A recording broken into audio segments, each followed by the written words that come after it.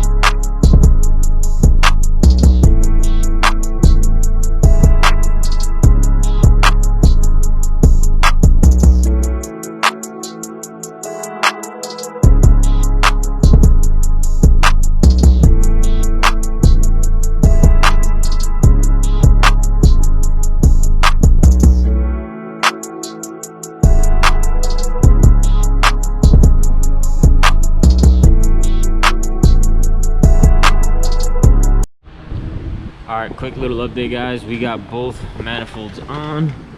I'll show you guys right up under here, but the driver's side is on. I went ahead and rerouted the harness over the transmission. It was just too close, so easier this way. Definitely better and out of the way. And then we got the other manifold on, V-band ready to go. We're just gonna real quick remove that stud so that everything's a little bit easier to put on. We'll use just a bolt and nut there, and then we can get the crossover on. I heat wrapped everything to the best of my abilities. Not bad for my first time, I think, but it works. So once that stud's out, we'll go ahead and put the crossover on, and I still have to heat wrap. Hopefully they have some at the auto parts. This piece right here that goes up to the T4 flange, I want to at least wrap everything from the flex joint up. That way it's just protected as much as possible. And then we got the return line. We do need to get a different fitting for the bottom of this turbo. The feed should work, but this little return adapter that goes to the dash 10 is a different size, since we're not using that turbo and we're using this one. But yeah, little stuff. I believe this is the adapter for the oil pressure switch, and then for the feed to the turbo. So little by little, pretty much once we get the kit on is when we can really start breezing ahead, just so we'll know where everything lands.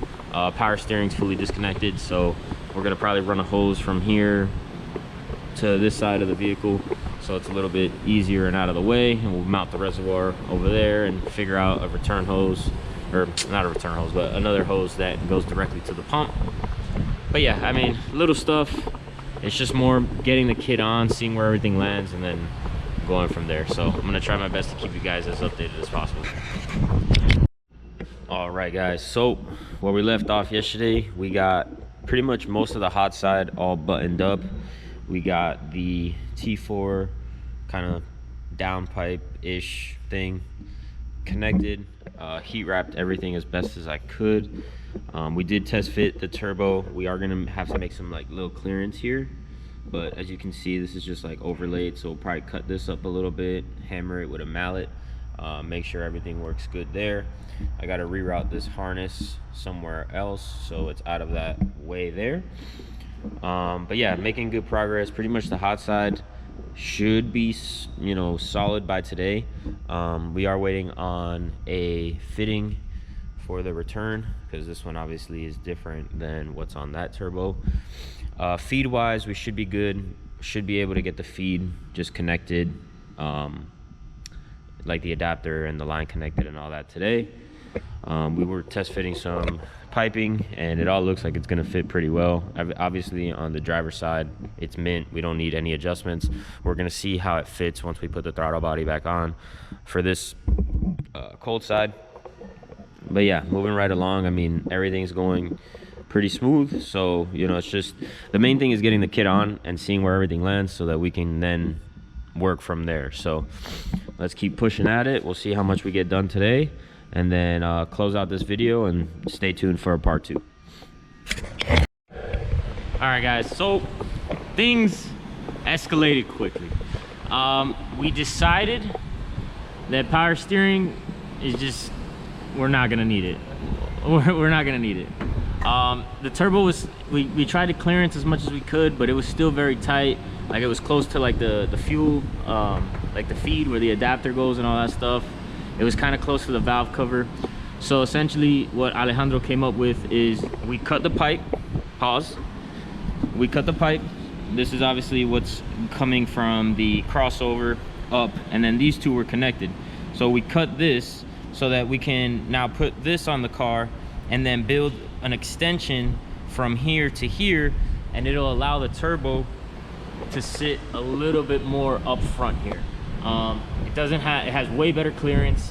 Now that we have the power steering pump out of the way, we're just gonna do a manual tensioner, one belt, and it's just better. Honestly, I was telling him, I just hate clutter, and when shit is like super tight, it's just such a pain in the ass to service. So if we don't need it, delete it. We got that all taken care of. We're gonna put the pipe on, see where it lands, and then he's gonna measure essentially to what He needs to fabricate to make that extension. We'll go ahead and get the lines removed from the rack, and yeah, we're making progress. It's better that way than to have it and it just be super tight. It was just a pain. So let's keep moving forward, and we'll update you guys as we go.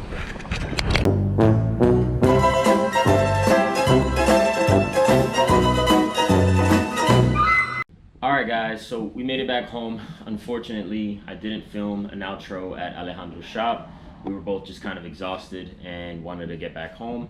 But we did get a lot of stuff done, even though it may have not looked like that on camera. But we know where everything's going to sit. We know what needs to be modified, fabricated, etc., etc.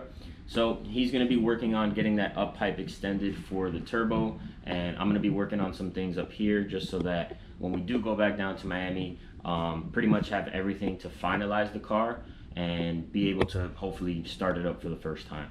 So I am really looking forward to that. I really can't wait to start ripping the car and just, you feel me? So it's gonna be awesome. I'm really happy, and I'm really thankful to Alejandro and the whole SL Customs team for not alone just the kit, but putting in the hours wrenching, especially in this 90-degree Florida weather. So that definitely goes a long way, and it's good to have good people around you. So just wanted to say that. But with that being said, we are going to close out this video. Stay tuned for the next one. There should be a lot more stuff going on. Like, comment, subscribe, and we'll see you in the next one. Peace.